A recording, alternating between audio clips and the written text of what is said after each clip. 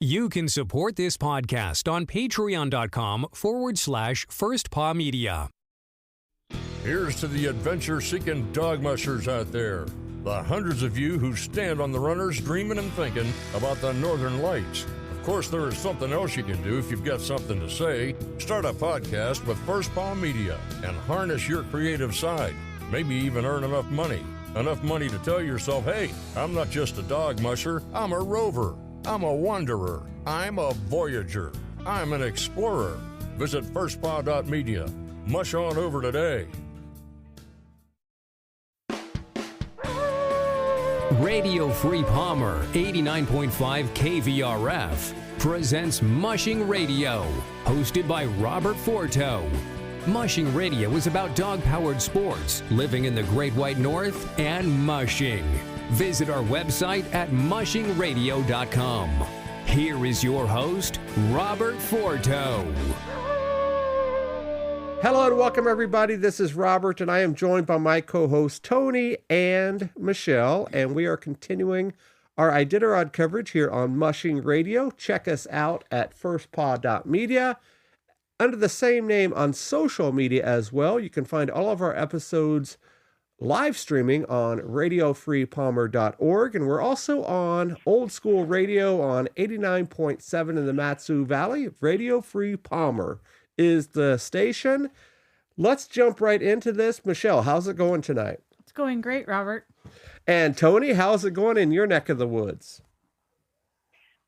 It's a little bit breezy and cloudy today, so it's a little chilly, but snow is still slowly melting. So it's the perfect end to an almost ended Iditarod for me down here. Yes, it is a beautiful day up here in Willow as well. We went out to check out the trails for our upcoming college class starting tomorrow night, and I met with 12 aspiring new mushers, and all of them are big-time Iditarod fans. And I think that's pretty cool when you come up to Alaska and you can learn all about this sport and maybe get your feet wet a little bit on a dog team. We're one of the very few colleges in the United States that teaches that course. So looking forward to that. So let's jump right into our trail report. As of right now, we have 22 mushers in.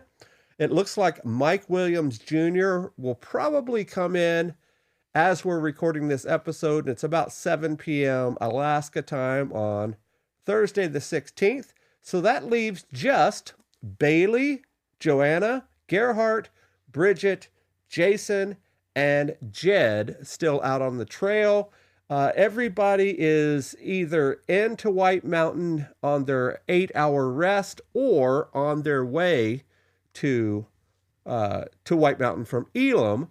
So Jed Stevenson is currently our Red Lantern holder with Jason right in front of him.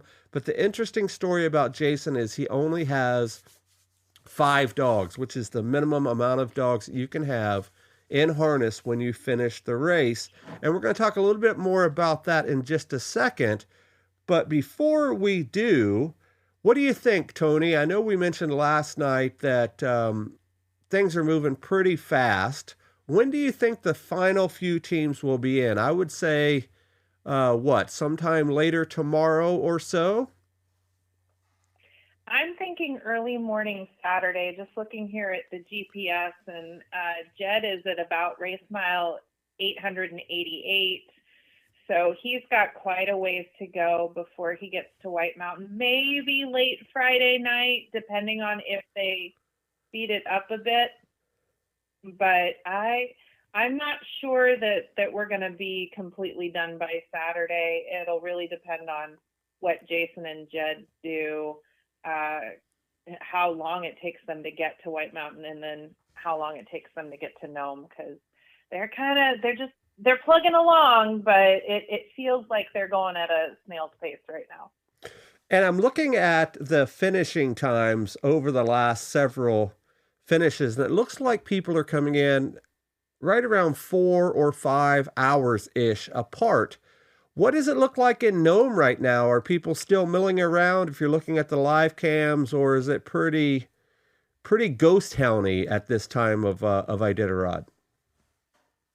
Well, I just pulled up and you've got some people milling about, but for the most part, there's other stuff going on. We're looking at still a little bit into dinner time, and then of course the bars and different organizations, they have their big Iditarod celebration still going on, and of course the basketball tournament is there. So there's a lot of that, and I'm pretty sure there's actually a basketball tournament, not in Nome, but somewhere else on the West Coast. So there's quite a bit, I'm sure, of locals that are not necessarily on Front Street. But it's looking pretty quiet tonight. The sun is not totally setting yet, so still really nice there. But we'll see some movement as Mike gets closer. Of course, he's still coming up the beach, so he's got a little ways. And I've been noticing that they're waiting longer and longer to come out to the chute. So I'm guessing it's pretty cold in Nome today. Michelle, you have something? Oh no, if anybody just heard that random noise, one of our sled dogs that stays in the house at night with us was spooked by her own shadow. Yeah, when you're a year-old puppy, lots of stuff is still new to you for sure. So let's talk a little bit about some of the stories that we have to talk about today. The first one is Nick Petit winning the fastest time from safety to Nome. What do you know about that, Tony? Sure. So the top 20 are the ones that get to compete for that. And Nick came in, he's the fastest time by 15 minutes. He came in right at 2 hours and I believe 17 minutes. And the next fastest time would have been Deke's time. He came in at 2 hours, 27 minutes. So there's a 15-minute gap, and that's not surprising. Nick actually spent some time resting in safety. He's also, with his dogs, having to need a little bit of extra rest there towards the third of the race. He's got a little bit more rested team than some of the ones that came in ahead of him. So it's not surprising. Nick's got one of those speedier teams, and with him babying them a little bit more late in the race, it came down to he was able to put up some pretty fast times. It wasn't a Smith team that got that award this year. And do you know right off the top what that award is? Is it a cash prize? Is it one of the native art type deals, or a combination of two? It's not a native art one. I believe it is a cash prize. In past races, I believe it was the Nome Mushing Club that sponsored it, but I don't have that pulled up right available for me to look at. I can probably pull it up in a few minutes here. We'll talk about that on Sunday, actually. I just thought you might have that as we're talking. So next up on our list is, last night we were guilty of a little bit of clickbait on the title of our episode. Michelle brought this up after our discussions last night, and we already recorded and uploaded it. We titled the episode Rookie of the Year, and we didn't even talk about the Rookie of the Year last night. Let's talk a little bit about Eddie Burke. I know that was a story we had talked about pretty much from the very beginning on our predictions. We talked about who we thought our Rookie of the Year recipient was going to be, and it was, in fact, Eddie Burke. What do you know about his coming in? Were there any interviews or stories or anything that caught of note that you might want to mention?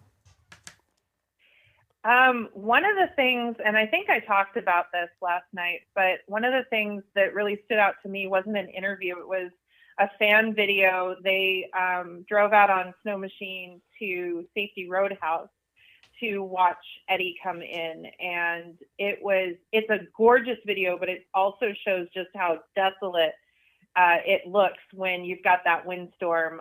He comes in, it's a beautiful banner blue sky above him. There's nothing but white snow that he's driving on. And then the wind is just a consistent drift of this beautiful, like powdered sugar snow. And it just looks so cold and so Iditarod. So that's really stuck out. And then he was met in the chute by his daughter, who jumped into his arms basically, and they shared a really touching moment where she just held on to him for quite a while. I'm sure she missed her partner in crime this last couple of weeks at least. And then another thing that was really kind of cool there in the chute, all of his team or friends or whatever, they made up these different sweatshirts and hoodies to wear with his silhouette of his mullet, with kind of funny little sayings that I can't for the life of me remember off the top of my head, but something about bringing the mullet back or something like that. So just a lot of fun. I know he's super excited. He's been on social media today, catching up with things and sharing some of his favorite photos that he's been tagged in.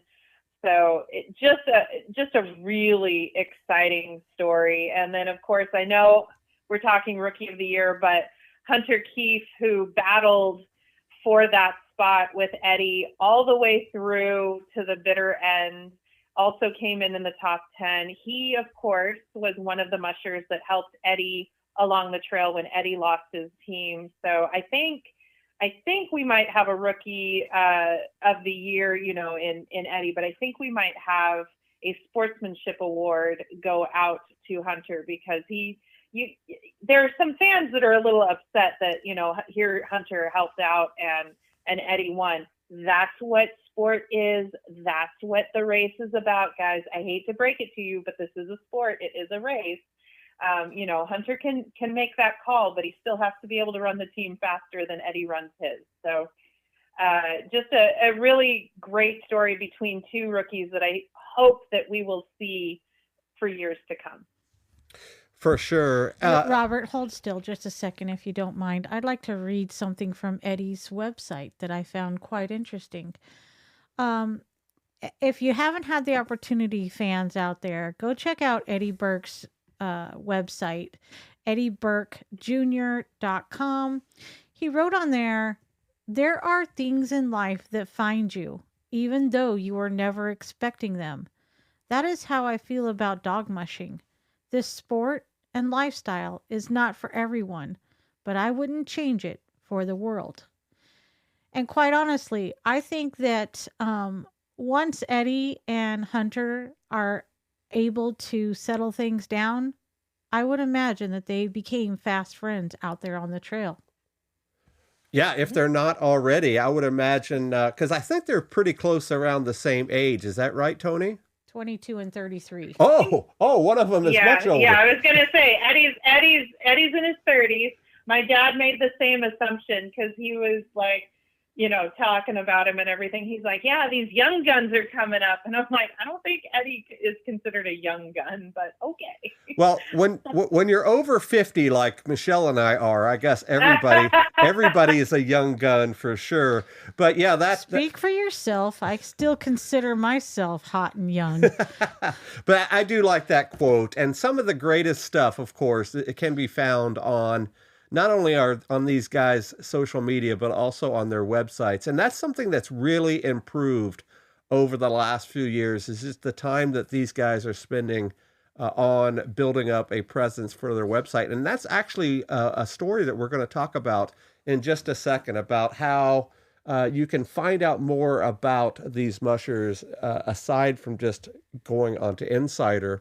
So the next story actually has an Eddie Burke twist to it.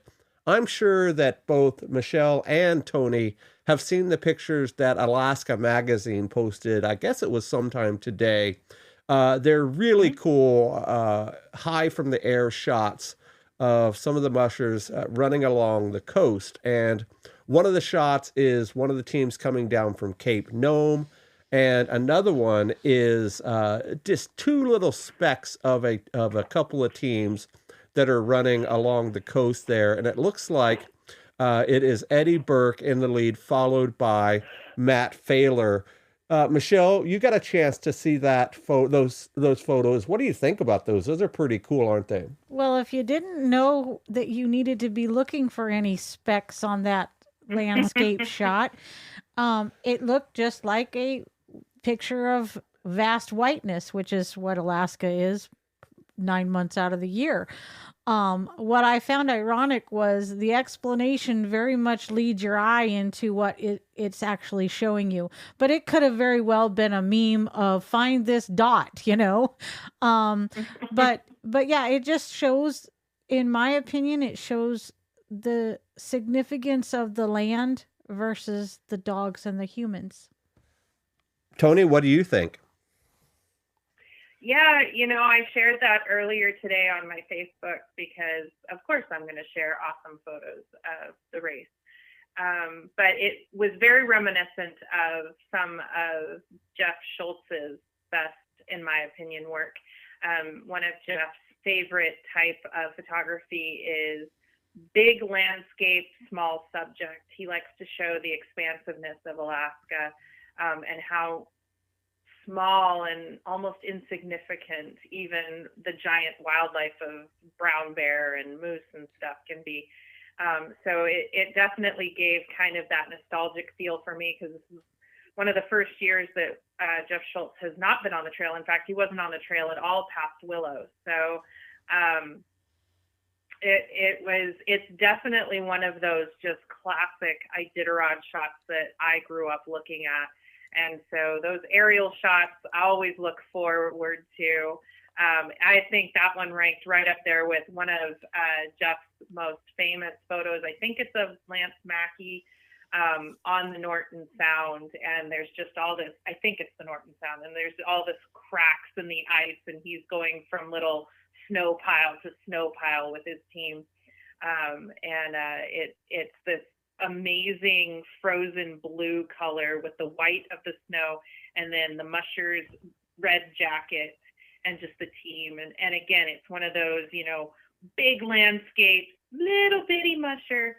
And it shows just exactly what this race really entails. Yeah, I can zoom in on these dogs looking all happy and excited and psychotic when they're running, but just to show what they're actually experiencing, I think that's a better way to show it. Yeah, I agree with both of you guys. And that first photo I mentioned with Eddie and Matt is impressive, but by far, I think the other one, which is of Kelly Maxner, and it says Kelly Maxner as he gradually descends Cape Nome, just a few miles east of the finish line in Nome. Maxner took 6th place, and it really does just show the vastness of that area. And for folks that have never had the opportunity to fly across the state of Alaska, it's such a different landscape. Most of us, especially those living in the lower 48, even on the East Coast, everything just looks like one big city. If you fly from, say Boston to I don't know, Raleigh, North Carolina, or something like that, it's pretty much just one huge city from the top of at 36,000 feet. But when you're looking at these, and just note that you've been going across this state for so many miles, and without the checkpoints, there's not a whole lot there except for these mushers, the volunteers, and of course the support staff. And I think these are some of the coolest photos of this year's Iditarod for sure. So if you haven't had a chance, head on over to Facebook and then go to Alaska Magazine and check out those photos. And as Tony mentioned, a heck of a lot of people have shared them already. So let's talk a little bit about Jason and Jed, who are back there at the back of the pack. Last night we talked a little bit about Jason playing trail sweep, if you will, with a lot of these younger guys as they work their way through a pretty nasty storm. But now Jed has taken over that Red Lantern spot, and Jason is just ahead of him, not too far. But Jason only has 5 dogs. And remember, we talked a couple of days ago about you have to finish with 5 dogs in harness, and he still has at least another day on the trail, plus his 8-hour rest. Now, of course, that 8-hour rest can really bounce a dog team back.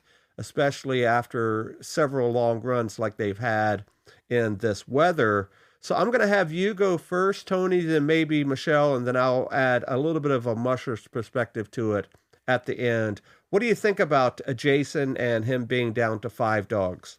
So it's interesting how far back he's been with the 5 dogs. That happened in Koyuk. And I messaged you earlier today, Robert, when I had noticed that he was down to 5 dogs. I said, I'll be really surprised. It'll be really interesting what we see him do in Elam. Are we looking at a possible scratch, or is he going to go all the way?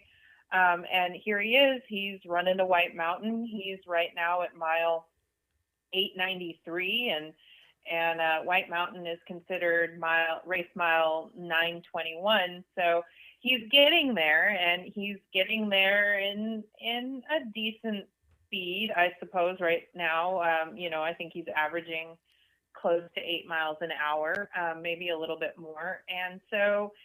I mean, it's doable. We've seen it done in the past. Typically, you see it get down that small, closer to White Mountain than Koyuk, but it's doable. It's not asking the dogs too much, because you're not having to carry as much dog food as if you're carrying for an entire team. You're not carrying a bunch of weight, because you're already probably dropped down to the lightest load you can, because you are racing at this point. So it's not like, they have this huge burden on them. It's just, wondering why we're down to 5. Are we talking sickness in the team? Are we talking soreness, which we know a lot of dogs have dealt with, just sore muscles throughout this race? Is it a combination? He does have young dogs. He is rebuilding his team. So there's a lot of questions that I'm sure we'll know the answers to after the race is over, whether he finishes or scratches. Right now, his family is all in Nome waiting to cheer him in. So we're not getting as many updates as we have throughout the race. But it's hopeful. And I know fans are wondering, is he trying to get the red lantern? I don't think that's it. You're running the risk of getting called non-competitive. If you're actively trying to be last place, that is considered being non-competitive. We've seen other teams in the past be pulled because they are trying to get that red lantern. They want you to get that red lantern because you're the last one in, not because you're trying to be the last one in. So I don't think that's it. I appreciate the fans who want to in some poetic way have this be Lance Mackey's final run, since Jason is running him into his ashes to Nome, and then Lance can be given a red lantern of sort. That's a nice sentiment, but I don't see that happening, because again, at the end of the day, yes, there's a lot of human interest stories, but this is still a sport. This is still a race. They still have rules that they have to follow. Michelle, what do you have? I agree with Tony's assessment, but I also think that, as Lisa stated early on, he is running a younger team. The majority of his team are 2.5 years old. They don't have a lot of racing experience. His lead dogs, one is 9 years old. I don't know which dogs he still has left in his team, but this isn't his first rodeo. I'm just going to go back to that. I fully think that he has the capability of finishing with 5 dogs, albeit it's going to be slow and it's going to be difficult. But he is only, 100 and so many miles from the finish. He's got his 8-hour rest to still deal with in White Mountain, and as long as the weather doesn't kick up and wreak havoc, I think that if he keeps trotting along, he'll be fine. I fully think he'll make it before the banquet. Just to parlay on a couple of points both of you guys made. First off, yes, he does have a younger team, and I know people will say, well, 2.5 years old isn't very young for a dog, but in the mushing world, that's just coming your own. That would still be a puppy team, as both Michelle and Tony had mentioned. Secondly, Tony had mentioned it's a heck of a lot easier to care for a smaller dog team, 110% easier. You probably don't want to be down to the bare minimum, but if you have a string of 14 dogs and you have a string of 7 dogs, that literally cuts your chores down into half. So in these later stages of the race where everybody is just exhausted, you're wanting it to be over, and you still have to do all these chores no matter what. Remember, a musher's job is to take care of the dogs first. So if you're pulling into a checkpoint, even to White Mountain where you have an 8-hour rest, a 14-dog team may take you an hour or more to do all of your chores, including, if you have to boil water and cook the food and take care of the feet and the massages and the shoulders and all of that. And then you have to do all of that in reverse. So that 8-hour rest could potentially be 3 hours plus of taking care of your dog team. And that leaves very little time for the musher to settle down and take care of himself. Now, if you only have 6 or 7 dogs, as we mentioned, it's a heck of a lot easier to do that. Of course, it's still going to take 45 minutes to an hour, but that's only 2 to 2.5 hours compared to 3 hours, which is an extra hour of sleep, which is important for a team to rest, not only for the dogs, but also the mushers. Because as you guys may or may not know, once the dogs eat and are settled, that doesn't mean that they go to sleep right away. If the musher's moving around and other teams are moving around with them, it takes them a while to settle down. And it really is all about practice and training to get a dog to camp well. And that is one of the most difficult things to do for young dogs. If they haven't been out experiencing a race and camping a lot, it takes them a while to settle down. And I would imagine by the time they're at White Mountain, they're pretty much in the groove and they figured out how to camp by now. One other story that Tony had mentioned that is buzzing around a lot of the Facebook groups is it would be a fitting end to Lance if that red lantern was in fact given to Jason, because we know that he is, sort of running this in honor of both Lance and his mom, Kathy. That's been sort of the story of Jason, probably the story of the back of the pack Iditarod for a long time. Yeah, it would be a fitting tribute, especially when they extinguished the widow's lamp there in Nome. And what the widow's lamp is they leave that lamp burning until the last musher comes in, and it harkens back to the old roadhouse days.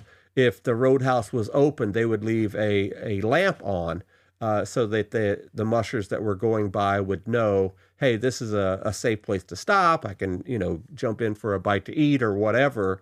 And that sort of worked their way down the trail. That's pretty much the romanticized version of, leaving the lights on for that old Motel 6 ad that we've all heard for sure.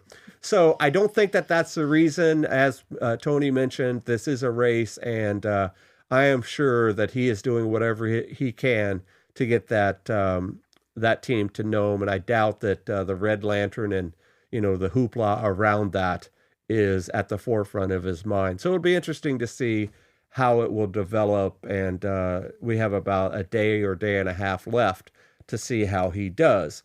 So anything else on the updates or stories from the trail before we jump into our sort of feature story of the day? Michelle or Tony?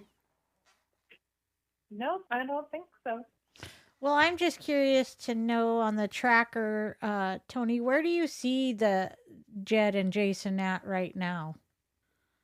Let me hit the refresh to make sure. Jed just stopped at mile 892, and Jason, which his tracker hasn't updated in 11 minutes, which this part of the trail has been very glitchy for the GPS this year. But he's still he's showing at mile 893 as of 11 minutes ago. So he's probably coming down out of the hills there and getting ready to head towards Golovin.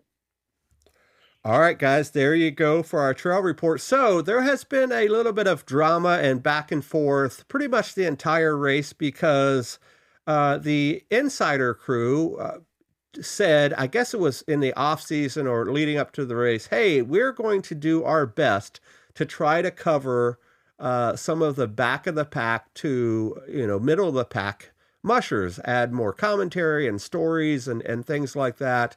And they pretty much stuck with the format that they've done for many years now, where they've just covered the front runners and, done what they could to do that. And I know we've talked about this story a bunch of times, but over the last day or so, it's really blown up, especially after the first groups of mushers have come in. And I was reading on some of the posts today, and I believe it was Sebastian that said, hey, it's all well and good, but about 90% of the viewership falls off pretty much right after the first musher comes in.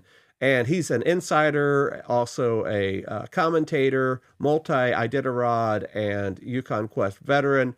So when he talks, a lot of people pay attention and listen to him. And of course, he has a valid point. Other mushers who are also checkers and race judges said pretty much the same thing, that, their job is to tell the story of the race, and good or bad, the story of the race is a race, and we want to know who wins the race and all of that. I mean, it's great to follow sports on TV, but there's a reason why the Kansas City Chiefs and the Cincinnati Bengals and the New England Patriots and all those guys are on those marquee games, because those are the big names in the NFL, and we could do that with every sport. So I guess there's several points that I would like to make, but I would like to start it with that. And let's go with Michelle. What do you think about the Iditarod Insider crew saying, hey, we're going to do our best to cover some of the back of the pack guys, but they didn't do that. They pretty much did what they typically do and covered the front runners, and that was about it. I think that the fans are clamoring for a opportunity to have a storytelling format. And I think that Insider could take a note from our show even and do the storytelling as a podcast, if you will. I'm fine with the competition, but they need to tell the story of all of the mushers, including the back of the packers. And if they would focus on the back of the pack a little bit earlier on, like well before they get to the Yukon, when the race really starts, I think that would give an opportunity for the fans to learn more about other mushers.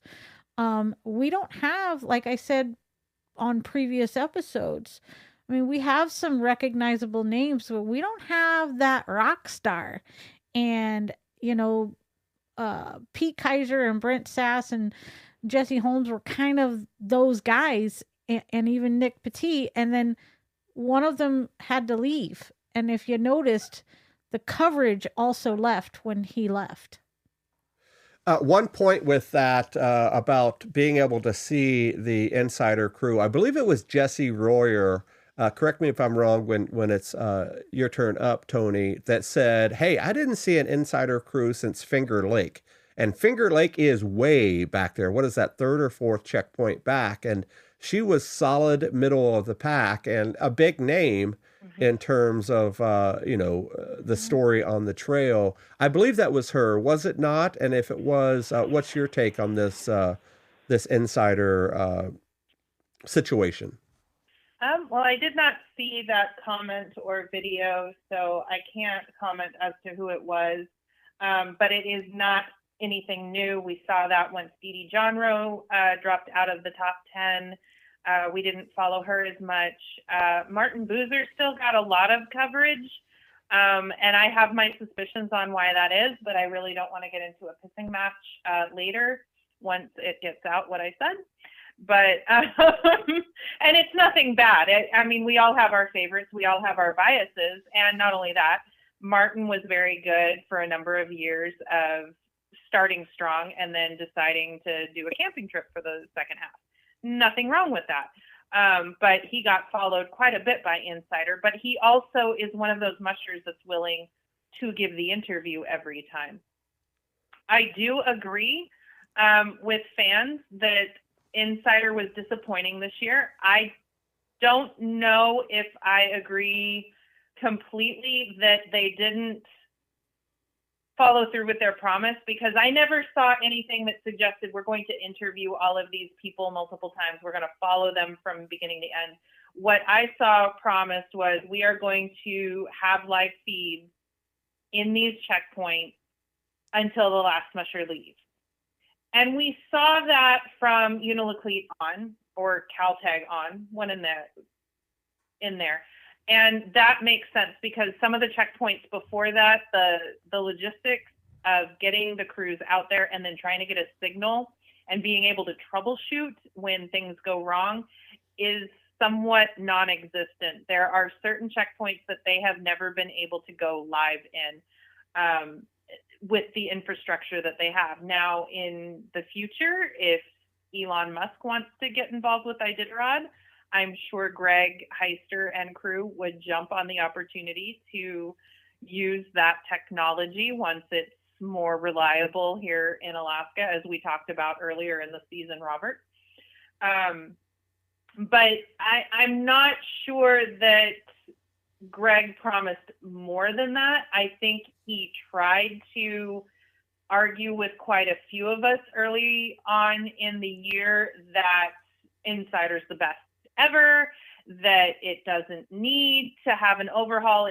We don't understand how hard it is. And he's right. I'm not out there. I don't know what it takes. I was watching them set up. They did do a few live feeds. He was on his cell phone with a really crappy signal, as you'd expect out in the middle of nowhere. And at one point they're trying to set up the cables, and it's so cold outside that the cables are literally frozen, and you can't, they're just frozen in their little crumpled position that they had been in. And so knowing just the little bit of audio tech that I know, I understand that some things like cables, if you can't bend them and get them to go the right way, that's going to be an issue. So I understand that I don't understand everything about what goes into setting up those feeds. I do agree, though, that they could really benefit from more human interest stories. They did the interviews of each musher before the start of the race. They went to every kennel and interviewed them with some of their dogs and everything. That was a great addition. But I do agree that it's really disheartening to see that they don't even stick around really for the top 10. Now, Greg is there. Greg was in the chute today when Anna and Christy came in. I don't necessarily catch him in there with every team, but I assume he's there for most teams. Just like our champion has been out for most teams this year. Ryan Reddington has greeted, if not every team, just about every team. I think Insider could do better. I think that if we were really getting nitpicky, or if I wanted to get on a soapbox, I would say they need to drop Iditarod, ITC, whoever is making these decisions. They need to drop dock dogs, and they need to drop dogs. They need to just get rid of those ideas for right now. Put them on not even on a back burner. Put them in the cupboard, put them in the recipe book, whatever cliche you want to use. And they need to funnel that money that they're funneling into those projects that really have not come to fruition. I don't think we got a lot of new viewership from Doc Dogs, and Dogs has yet to, the little Netflix version of Doggy TV or whatever, hasn't come to light yet in the 4 years they've been talking about it. They need to set that money aside, and they need to support Insider. They need to get better equipment, because I do know from talking with other people within that little wheelhouse that some of the stuff is outdated, which is understandable when you're using a shoestring budget. Maybe pay your cameraman a little bit more that way as well, and really grow Insider. Work on getting sponsorships that are just for Insider, so that maybe you can offer a little bit more incentive to the new fans to subscribe to Insider by giving them some sneak peeks or some tastes of Insider by making some of the coverage free. There are other options there, but as far as what fans are complaining about, I'm not so much annoyed with the coverage of the back of the pack. I think they tried something new this year with the 3 windows where you could choose which feed you wanted to watch, and that's when the site went down. I would say next time, don't try it. Don't try to bring that online the day the champion comes in, because you're just asking for what happened to happen. But I like that idea. I think that they need to do that from start to finish, not just the last couple of days. So I'm just totally spitballing and rambling, and I do apologize for that. But I mean, there's validity to those of us who have paid for Insider and watched it for years. I think it's going to fall on deaf ears like it has for years now. But that's just my take on it. Michelle? Well, but Insider is Insider owned by Iditarod? Greg Heister runs it. Right. And he owns it. Okay. He's partnered with Iditarod, but he does not make money off of it. All of the money goes to Iditarod. Right. But Iditarod does not own Insider. And so my point that I'm trying to bring around is Iditarod is not a media company. Insider is attempting to be the media company that Iditarod uses exclusively. And I mean, I understand their partnership, but I think that the mistake being made is that they're trying to overlap what both entities is attempting to do, provide us with coverage for Iditarod. Iditarod needs to focus more on doing a better job at putting the race together, while Insider needs to do a better job at providing the media and the fan interaction. And once they understand their roles, I think that they would promote and present a much better product. But I mean, I don't know. I've been part of a media company for a long time. I've also been a dog musher out on the race trail. I understand the logistics involved in getting all of your equipment out there to work. For crying out loud, I know how hard it is to get my dumb iPhone to work sometimes out there. But if you've got two conglomerates like this trying to overlap each other, that's where the biggest mistake lies, in my opinion. All right, so I have a couple of opinions on this. First off, I am fully aware and understand that they have a very small staff and probably a very small budget in order to cover 1,000 miles of trail and 30 odd people spread out over a couple of 100 miles. That's a difficult task by any stretch of the imagination.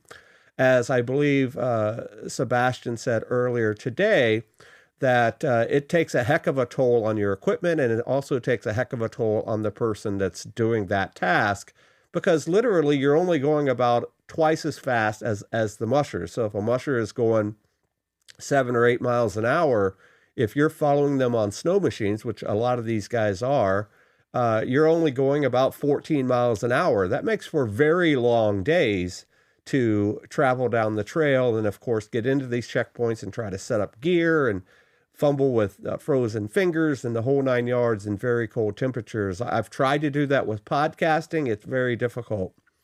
My second thought to this is it's a difficult event to cover anyway. I don't know if anybody's ever tried to watch something like the Tour de France bike race or an ultra marathon or something like that. It's very difficult to cover a long distance race by any stretch. I think a lot of people, when they follow sporting events, they put it in their mind that they're following a sporting event like a typical sporting event, whether it's the Olympics or football or baseball or whatever. And it's tough to make apples to oranges arguments based on that.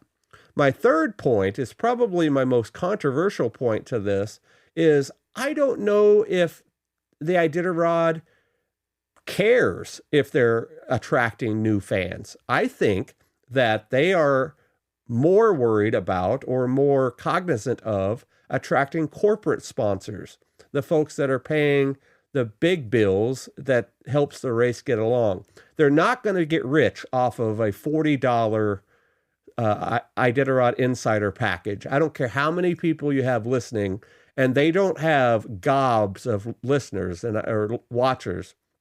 I would bet it's just in the several thousands at best, because if you ask anybody else around the world, unless you're a mushing fan, they don't know anything about Iditarod anyway.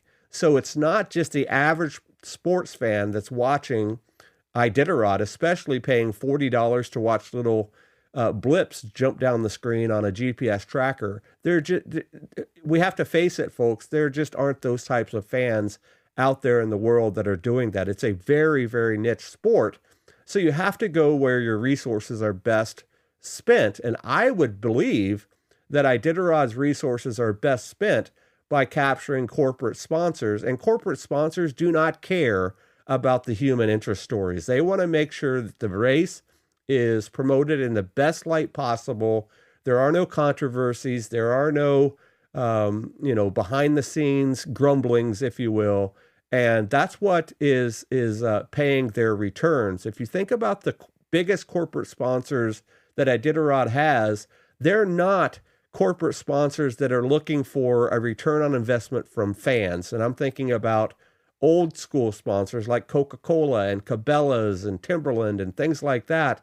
They sponsored that race with hopes of, hey, look what we're doing. Now go into our stores or buy our products because of the correlation. The sponsors that they have now, like Donlin Gold, they're not looking for fans. Some of the other bigger sponsors like Pike Legal Group, which is a small law firm based in a small town in Kentucky, they're not going to gain any fans by being a sponsor. Ryanair, are they going to gain sponsors by being fans by being a sponsor of the race? I doubt it. They're a very small company based in Unicolete, and they sponsor Ryan Reddington, which is a cool sponsor, by the way. Ryanair sponsoring Ryan Reddington. But otherwise, except for maybe Alaskan Brewing Company, there aren't those sponsors that need those fan support. So I don't know necessarily if Iditarod cares about building a huge fan base. Of course, they would like to, but it's just really not there, in my opinion. And then lastly, covering every person on the trail is just not doable. Of course, everybody who has family out on the trail would love to have videos of their family member, their favorite musher or whatever. But is that doable? I mean, is it doable to chase down Jed Stevenson? I mean, he has one hell of a story with the ER connections and all of that. Mm-hmm. But is it doable to, spend time and resources chasing after this guy just because he has a human interest story that may make waves to his family, but to other people, it's a cool story, but it's not a story that's going to make headlines, if you know what I mean. The headlines are made by the front of the pack, and that's unfortunate in any sport. We hear about Tom Brady and Peyton Manning and Baker Mayfield and all those type of people because they are the personalities of their particular sport. Let's wrap right back around on this and do some closing thoughts on this. This time, Tony, you go first, and then Michelle, and then I'll just sort of wrap it up. Go ahead. Okay, so first off, yes, Ryanair sponsoring Ryan, really cool. But Ryanair actually sponsored the top 3 mushers this year. Oh, that's cool. They also sponsor Pete and Richie. So just a big shout out there. And thank you for your support of dog mushing, not just Iditarod, but the other races that Ryanair supports, like the Cusco races. So, but yeah, going back to that, when you're talking about the Olympics, I think many of our listeners know that I'm a little bit of a figure skating fan. And during the Olympics, for many years, when it was just basically your national broadcasting stations that had the Olympics, you got whatever they deemed primetime worthy. And so you didn't get some of those human interest stories. Even the American skaters didn't always make that cut. U.S. pair skating sucks. So, I mean, you're not going to see that on there. They're not going to show them wiping the ice with their tissues.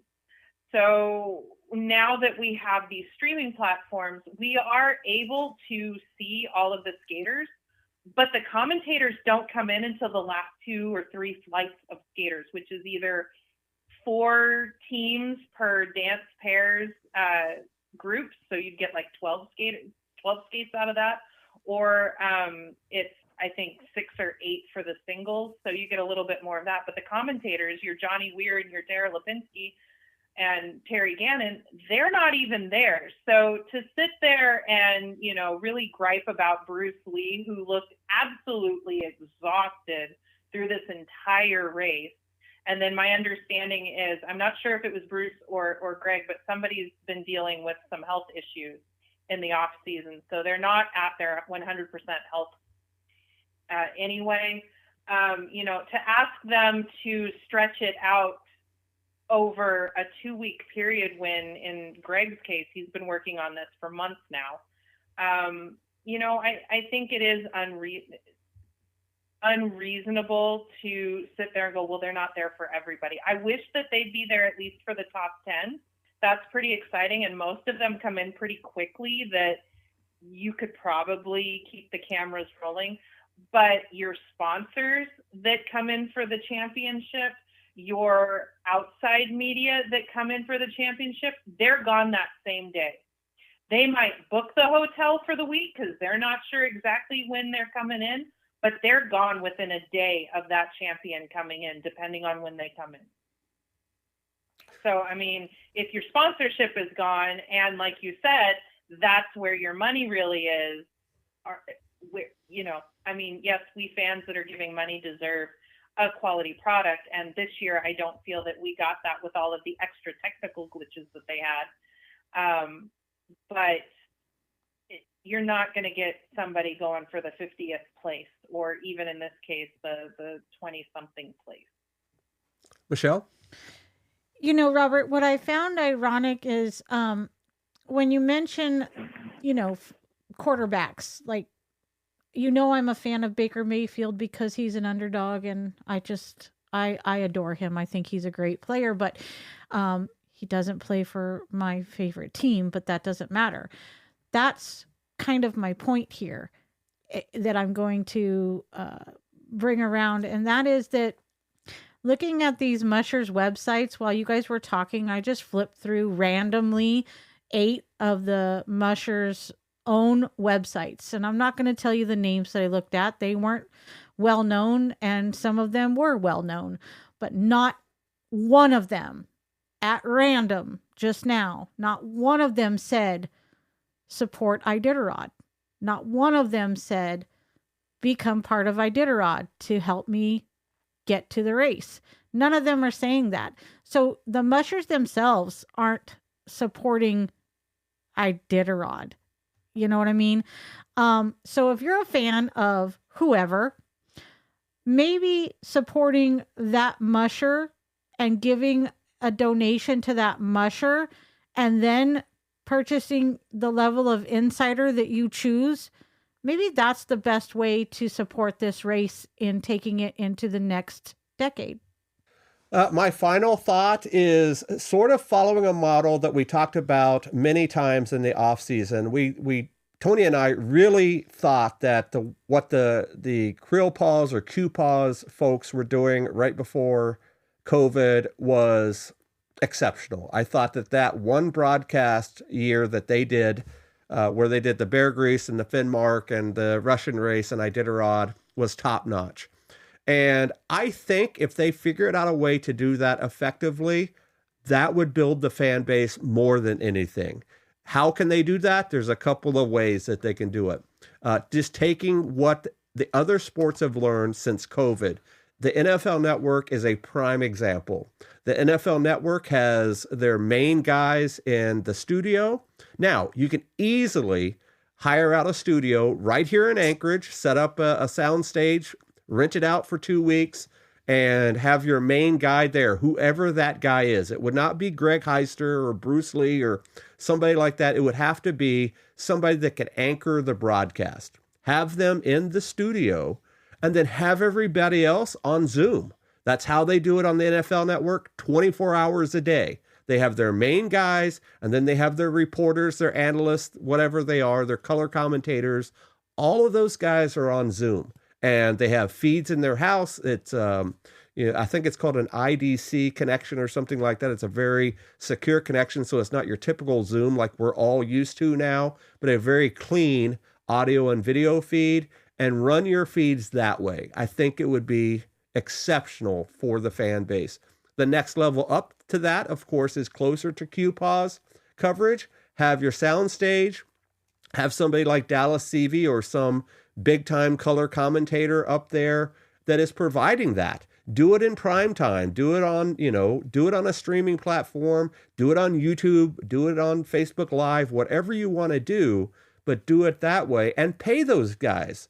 I don't know what their budget is for Insider, but pay somebody like Dallas Seavey $20, $30, $40, $50,000 for 2 weeks to get that commitment out of him. I guarantee somebody would jump on that. Is $50,000 a lot of money? Heck yeah, it is. But $50,000 to attract a national or international fan base, there's a huge return on investment there. And it has absolutely nothing to do with a live feed in some remote checkpoint in Caltag, Alaska. It's commentating back and forth. That's why we watch sports. If you're watching the NFL, you're literally watching like 12 minutes of live action in a 3-hour game. There's a whole bunch of other stuff going on. It's a 60-minute game, but live action is like 12 minutes of them actually running around the field. So there's a lot of stories to be told. And I think if they had some way to do that, they could do that very well. And I know that they've done it in the past where they've had Bruce and Sebastian and some other folks sort of in a studio situation where they're going back and forth giving commentary, but it's not a dedicated, fancy graphics, overlays, lighting, mics, all of that. Not this crap that you can buy from Guitar Center. We know what we're talking about when we're talking about, high caliber video, high caliber audio, and just making it that way. So I think that that's what they need to do. And whether they will do it or not, I have no idea. But the only way that they can take it to the next level is go where the fans are. And that's on streaming, that's on live feeds, that's on YouTube, wherever it is. It's not these stories where you're charging $40 a person for. Nobody's going to pay it. They don't pay it now.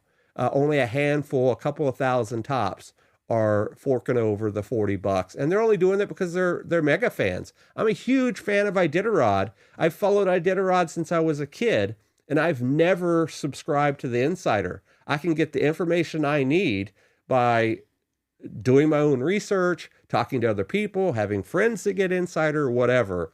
I think that there's other ways. So we'll leave it at that. I would love to hear from our fans. What do you think? What do you think is a solution to this? Do you think what they're doing right now works or doesn't work, and why? Let us know in the comments. Let us know on our social pages. Let us know on Twitter. Definitely tag us, hashtag us, whatever you want to do so we can keep this discussion alive. All right, so we've spent enough time going back and forth on that. Let's jump over to our Musher profile, and it is a guy named Deke, and I am not going to try to say his last name.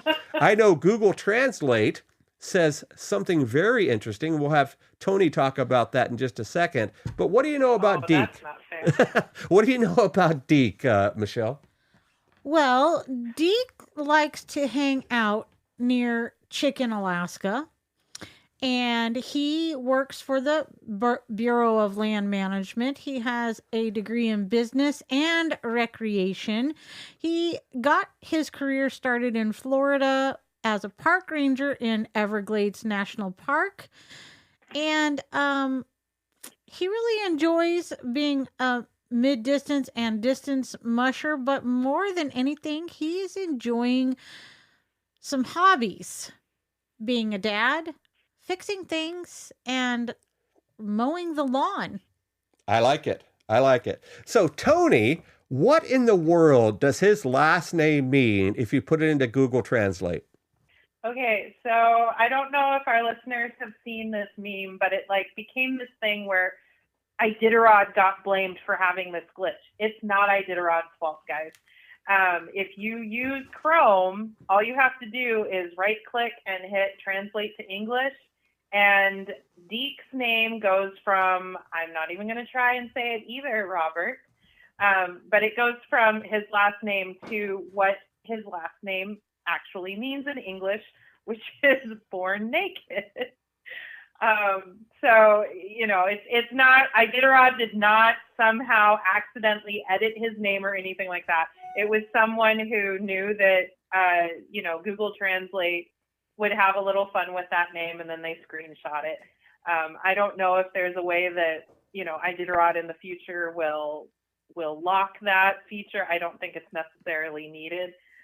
It's just a little extra tidbit. I love it. And did you get a chance to talk to the family or his handlers or whomever? I did. I talked to his mom today, and so I did get to ask our two questions. The first being, of course, what's one thing they want our listeners and fans to know about who Deke is and what makes him tick, and she answered, Deke absolutely loves what he does with his world of dog mushing. When he is with his dogs, which he calls his best friends, he easily goes into his zone where he enters a state of blissful flow. And she didn't give me as much info as some of the others, but she's also there in Nome, and she said that she has very sketchy internet up there with Verizon cell service, so she wasn't able to really go into depth. But then the second question I went with was, what is one thing, not including mandatory gear, that Deke has to have in his sled bag or with him on the trail? And she answered, Deke always has an external speaker for music. He is very motivated through music that touches him. So just a little bit of extra info on Deke, who came in today and this morning actually in 20th place. And if Nick Petit had not played Speed Demon, Deke would have won that Safety to Gnome award. So a little bit about Deke. He is one of those changing of the guard, if we will, one of those names that you probably have not heard a lot about. We haven't talked about him very often in our coverage, and he is running his third race. He started in 2020. That was his rookie year. He did that in 13 days, 18 hours, 48 minutes. He ran again in 2022, so he took 2021 off. And I don't know if I said, but he was in 27th place his rookie year. In 2022, he was in 29th place and did quite a bit better. He did a little more than 2 days better, 11 days, 4 hours, 12 minutes. So doing very well compared to his last two runs. And let me pull that up very quickly. You said he was in 20th place at your last refresh. Or he came in 20th place at the last refresh, right, Tony? Mm-hmm. Yes. Yes, he came in this morning in 20th place. So, hey, moving up in the ranks every year, that's very promising. It does not hurt to move up in the ranks like that. And when you have a team of, right now, what do we just have, 22 mushers, I think he is the changing of the guard, at least in terms of name recognition and that sort of thing. Do you agree with me, Tony? Most definitely. I've been watching him since his rookie year. I've actually put him on my list of who to watch in the mid-distance races. He's run the Yukon Quest and done very well. So he's definitely one of those that I think is here to stay and sticking around for a while. So definitely check him out. Unfortunately, his website on his bio is not working, but I'm sure he's very active on social media. So check him out and give him a follow. It definitely help out these newer mushers. So let's jump over to the question of the day. Yesterday's question was, what leadership qualities have you exhibited at one point or another? And I read some of these responses earlier this morning. I always read these when I can't sleep at night, and I just happened to catch a few. A lot of them say that their leadership comes from giving back. And I saw one of them said, hey, I don't have any leadership qualities whatsoever. So that person is selling themselves a little short, I'm sure. I'm sure that they would help out in a pinch if they had to. What other responses did you have, Tony? I had a teacher respond to it today, and for the life of me, I cannot find it now. But she basically said that she's very good at encouraging a group to have, positive, feel good attitude sort of thing, but that she also wanted to give, here we go. Let me find it here. Her name's Elizabeth, and she says, I'm good at building enthusiasm within a group. I have a lot of opportunity to do this as a teacher. A recent example is that my students didn't know what the Iditarod was a month ago, and just the other day they were screaming and cheering with me as Ryan came into know. I like it. Any others that you want to share? Like you said, a lot of them was, just being very good at supporting others, encouraging others, letting others do what they do best and getting out of the way. Was a person on Twitter named Karen. And then that second question that was, how have they come to light, is how I asked it. And she answered with parenthood, which I assume is a good answer. I don't have kids, so I don't know about that. But yeah, problem solving was another one on Twitter. This one was a little more difficult. It wasn't, the fun little answer, make the jokes. We really tried to challenge our listeners and our social media group into thinking and getting a little bit deep. And I think it shied some people away from it. But the answers that we got were really, really good. So thank you to those that did get a little out of your comfort zone and write into us about it. So on that note, tonight's question is a little bit more lighthearted compared to last night's. And if you guys remember, just a few nights ago, we asked what your favorite mushing movie was. And a lot of people chimed in on that and said all sorts of things. Iron Will, The Great Alone, Snow Dogs, 8 Below, the Atla movie. There's a whole bunch of sled dog movies out there. Not enough of them, in my opinion. There could be a lot more. As a matter of fact, Tony, that movie Siberia, we did find on Amazon Prime. It's a Willem Dafoe movie, and I think that's what we're going to watch right after the show tonight. So if you had a chance to watch Siberia, check it out and let us know in the comments what you think, because we are going to be watching it in about a half an hour. So tonight's question is, what is your favorite book about mushing? Now, it could be a novel. It could be a memoir. There's a whole bunch of those out there from a heck of a lot of mushers. I'm sure you just search mushing memoirs and a lot would pop up. It could be a coffee table book like Chasing Dogs by Jeff Schultz. It could be a text like the Collins twins way back in the day, sort of the mushing Bible. There's a bunch of them that you could choose from. And depending on your level of fandom and or if you're a dog musher, that will probably steer the way that you answer this question. So the question is, I did a question.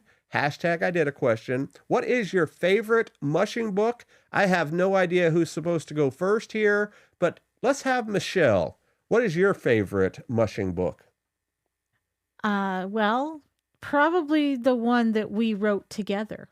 Ooh, that's a good one, Michelle. We wrote a children's book called A Musher's Dream, Team Aneke. It's about our travels up to Alaska with our dogs, Bodie and Reagan. It's about, 15 pages geared towards about the kindergarten to second grade level. There's a whole lot of schools out there that have that book. Kindergartners would have trouble reading it. Right. It's a third grade level. Third grade.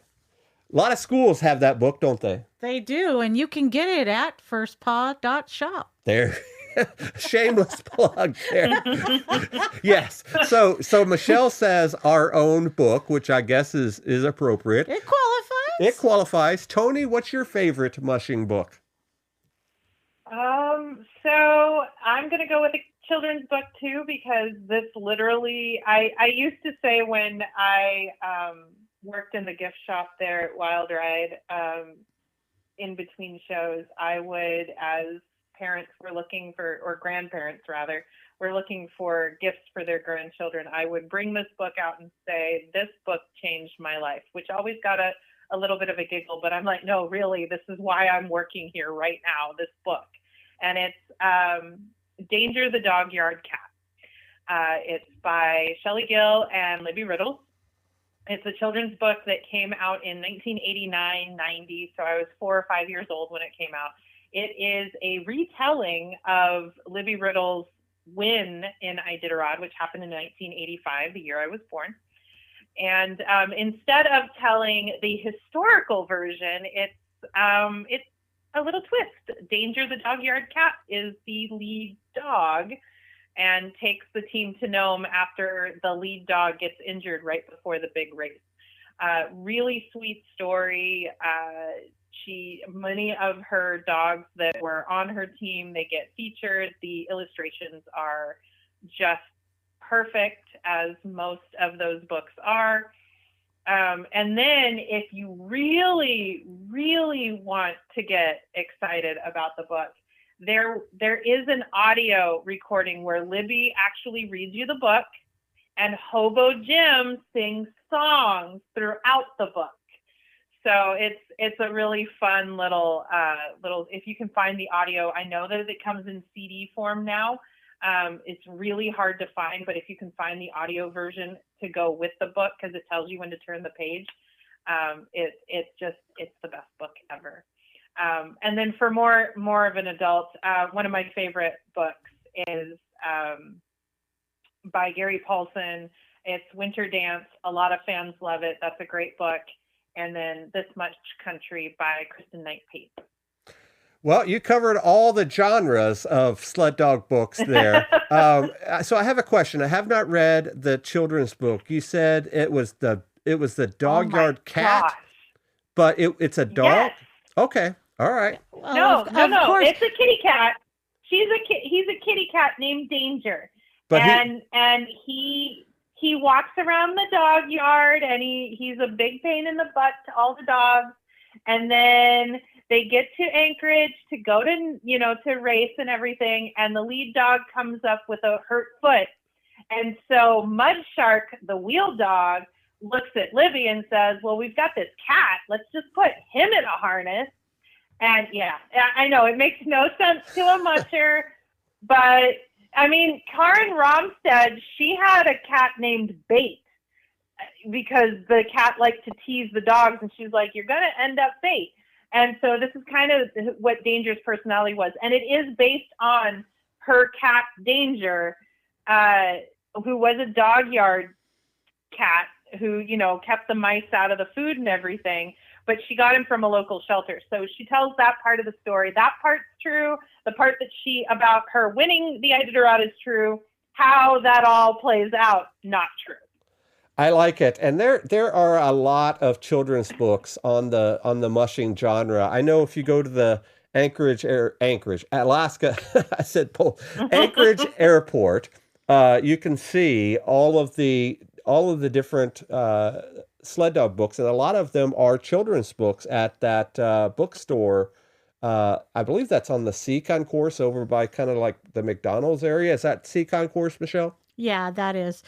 So, you wouldn't have known about that children's book because you and I were not children when that book came out. I know. And my kids were not swinging that direction until you came into our lives. So I'm gonna have to check that book out. I'll have to buy it on Amazon or whatever. Okay, so I guess it's my turn. I did really enjoy Winter Dance. It was one of my first books that I ever read about mushing. It's about the same time I got started into the sport, sometime in the mid to late 90s. I I truly think that the Collins twins books is the mushing Bible. I read that religiously when I was an up and coming musher, and I took a heck of a lot of their advice. There's a bunch of sprint books out there that I really enjoy, and a lot of memoirs, as Tony had mentioned, with Kristen Knight Pace's book. I remember having her on the show when that book first dropped.